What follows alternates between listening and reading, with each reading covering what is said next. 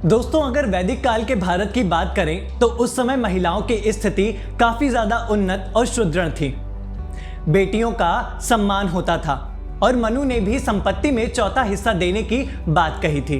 उपनिषद काल में पुरुषों के साथ स्त्रियों को भी शिक्षित किया जाता था। सह शिक्षा व्यापक रूप से दिखती थी। नारियां भी युद्ध शिक्षा लेती थीं। चारों वेदों की रचनाओं में हमारे भारत की महिलाओं ने भी सहयोग दिया है। वो कौन थी महान विदुषियां, जानेंगे इंटरनेशनल वीमेंस डे के इस अवसर पर। हेलो दोस्तों, मेरा नाम कुशल है और ओम टीवी के यूट्यूब चैनल में आप सभी का स्वागत है। हर हफ्ते आने वाले इंटरेस्टिंग वीडियोस को देखने के लिए प्लीज सब्सक्राइब करें हमारे यूट्यूब चैनल को और ओम टीवी ऐप डाउनलोड करना ना भूलें, जो कि iOS और प्ले स्टोर पर उपलब्ध है। चारों वेदों में कुल 1 लाख श्लोक हैं। इनमें से 80,000 श्लोक यज्ञ के हैं, 4,000 श्लोक पराशक्तियों के हैं और शेष 16,000 श्लोक गृहस्थों यानी कि भक्ति के लिए हैं। वैदिक काल में जो मंत्र गाकर पढ़े जाते थे उन्हें ऋचाएं कहा जाता है। लोपामुद्रा, घोषा, पौलोमी और कामावती इन विदुषियों ने ऋचाओं की रचना की है। विदुषी गार्गी महाराज जनक की सभा में उपस्थित विद्वानों में से एक थीं और इन्हें वेदों का भी ज्ञान था। उनके और ऋषि याज्ञवल्क्य के बीच में हुए शास्त्रार्थ के प्रसंग बृहदारण्यक उपनिषद से सिद्ध होते हैं। वह एक प्रभावशाली व्यक्तित्व की स्वामिनी थी। जनक की सभा में जाकर जब उन्होंने उस समय के महान संतों से प्रश्न किए तो वहां उपस्थित सभी लोग शांत हो गए।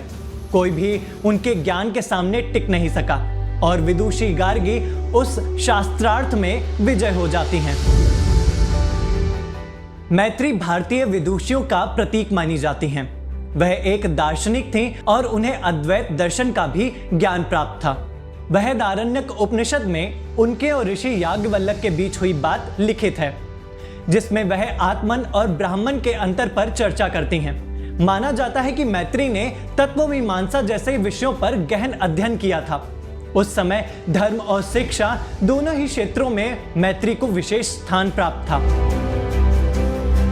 लोपामुद्रा वैदिक काल के एक महान दार्शनिक थीं और ऋषि अगस्त्य की पत्नी थी। पंचदशी के मंत्रों से लेकर यज्ञ संपन्न कराने तक, पारिवारिक जीवन का महत्व समझाने से लेकर ललित सहस्त्र नाम के प्रचार प्रसार तक महाभारत में भी लोपामुद्रा का वर्णन आता है। पौलोमी राजा पौलोम की पुत्री और इंद्र की पत्नी सची उनके 7 मंत्रिकाओं में से एक थीं। कुछ ग्रंथों में इंद्र को सचिपति कहकर संबोधित किया जाना यह दर्शाता है कि वह उस समय एक महत्वपूर्ण शख्सियत थी। ऋग्वेद की ऋचा 10 से 159 में सची ने अपनी शक्तियों का वर्णन किया है। घोषा मंत्रदिका यानी कि मंत्रों में निपुण। घोषा को अध्यात्म और दर्शन का भी अच्छा ज्ञान था। ऋग्वेद के 10वें मंडल के 2 सूक्त 39-40 जिसमें कुल 14 पद्य हैं जो कि घोषा द्वारा कहे गए हैं। घोषा को वैदिक विज्ञान, मधु विज्ञान का भी ज्ञान था जो उन्होंने अश्विनी पुत्रों से सीखा था, जो उस समय देवों के आयुर्वेदाचार्य थे। अपाला अत्रि ऋषि की पुत्री थी। ऋग्वेद में लिखे हुए 8वें मंडल के 7 सूक्त उनके द्वारा इंद्र से कही गई प्रार्थना और वार्तालाप की हैं।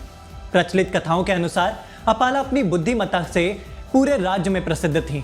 ये बात हुई महान विदुषियों की। इनके साथ साथ और भी नारियां थीं जिन्होंने भारत देश के लिए बढ़ चढ़कर कार्य किए। इसी तरह की और भी कहानियों को जानने के लिए प्लीज सब्सक्राइब करें हमारे YouTube चैनल को और ओम टीवी ऐप डाउनलोड करना ना भूलें, जो कि iOS और प्ले स्टोर पर भी उपलब्ध है। धन्यवाद। डाउनलोड करना ना भूलें ओम टीवी ऐप, जो कि iOS और प्ले स्टोर पर भी उपलब्ध है।